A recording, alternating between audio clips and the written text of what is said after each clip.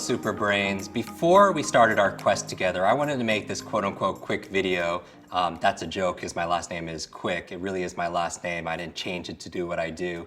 With a name like Quick, you can say my life and destiny was pretty much planned out. I want to make this quick video for you, just a couple of tips to get the most out of our quest together.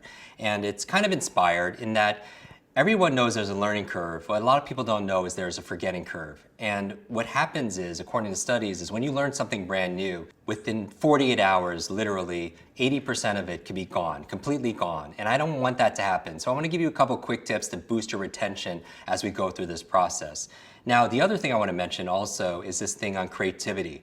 This program is a whole brain program. The reason why this works so well is that we employ your whole self. I mean lifestyle, diet, sleep, automatic negative thoughts, getting rid of those things, stress reduction, their positive peer group. I mean your left brain, right brain, your conscious, your unconscious, every different facet. And a big part of it is your imagination. So I'm going to ask you a question. Who are the fastest learners on the planet? They're children, right? Children can learn a language, they can learn musical instruments, all the things that you're about to learn in this quest, right? And they can learn it fast. Now, part of it is adults can learn actually faster. It's just children have more time, free time. But also children have this wonder. They have this bewilderment. In fact, there's this Rumi quote that I quote all the time saying that trade your cleverness for bewilderment. I mean, I want you to be in that state. So if you want to get the most out of this adventure together, this quest together, I want you just to imagine that you're an 8-year-old and you could play a little bit more. And I'm going to ask you to be a little bit creative. Now, if you don't feel like you're creative, that might be some negative self-talk. We're going to talk about the power of beliefs and how to reframe and change some of your limiting beliefs, whether it comes around in finances or in your health or your relationships, but certainly when it comes to your intelligence and your potential. Because we know it's not fixed, that you can do so much more than you realize that you're capable of. Now, a lot of people overestimate what they could do in a day. And I'm going to actually blow your mind in a couple of these lessons because you're going to impress yourself and do more than you think you could do. But most people overestimate what they could do in a day in anything.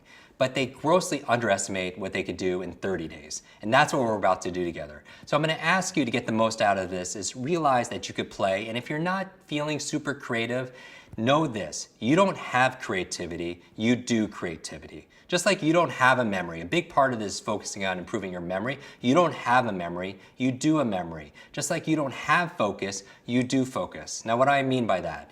It takes it from being a static noun into a verb. A verb is a process, it's step by step, and I'm going to show you how to remember something and how to be more creative because it becomes a recipe. So here's the thing, it doesn't matter your genetics, your biology, or where your tilt is, left brain, right brain, all of us have this ability to focus better, to be more creative, to be more imaginative, and to have a better memory, to be able to do a better memory.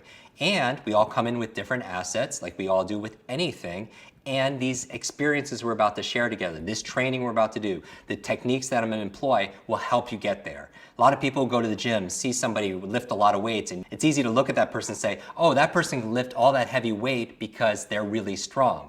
But that's not really the lesson you want to take from that.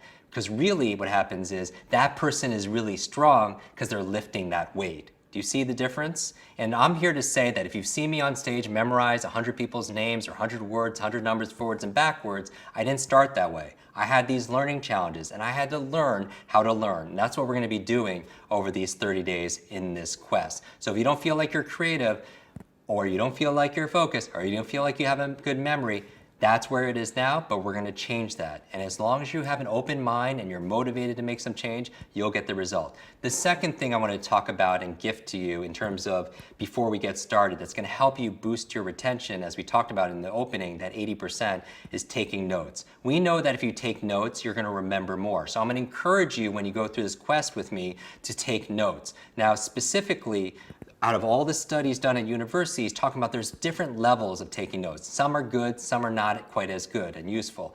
The worst way of taking notes is not taking notes at all, so take notes. But the second way of taking notes was really surprising to a lot of the researchers. What do you think the second worst way of taking notes was? Verbatim. Verbatim. Writing transcripts exactly what the expert is talking about. Because then you have a lot of fluff, you could have 40 pages, but what's the core of it, right? And so I'm going to tell you one way you could take notes that's really going to aid you over the 30 days we're going to spend together.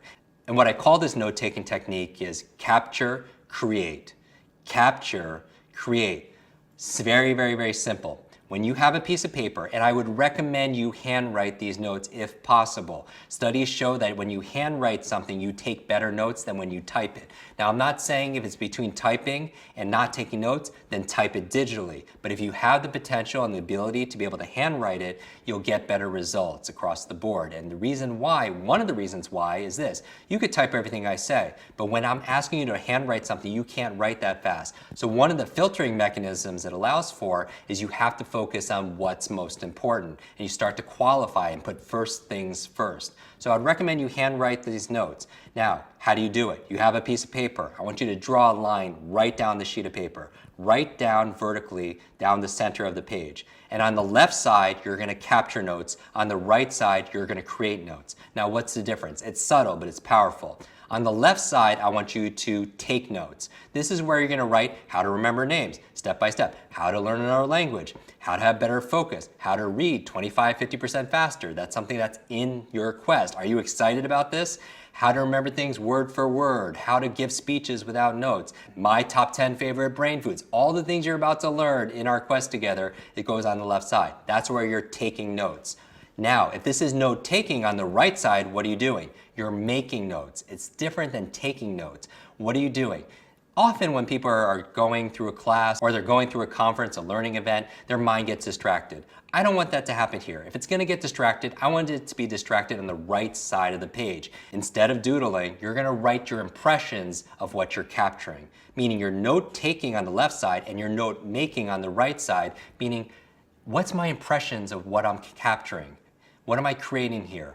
Questions I have about what I'm learning. How does this apply to what I know? What can I do with this? How am I going to teach this to somebody else? You're creating something on the right side. That's even more of what I'm giving you in this quest. So what's the lesson here is we're co-creating together. That you're not alone, that we're going to do it together. Now, I'm not going to do it to you, that we're going to do it together. Remember, team. Together, everyone achieves more. I'm going to ask you to put your notes or take pictures of it and maybe even put these images and these notes in our community so the other tribe members can benefit from it too. And this is the best thing, and I mentioned this, that if I give you $1 and you give me $1, we both have the same dollar. But if I give you a brand new insight or an idea and you give me a brand new insight idea, all of a sudden we have two brand new ideas. So we empower each other. Truly, together, everyone achieves more. So use this note-taking and note-making method. Remember that your memory, your focus, your creativity is not fixed like your shoe size. It's not a noun. You don't have a memory, you do a memory. You don't have focus, you're going to learn how to do focus. You don't have creativity, you're going to learn how to do creative things. And that's what this program is really about. So I hope this quick tip is useful to you. I cannot wait to see you inside this quest.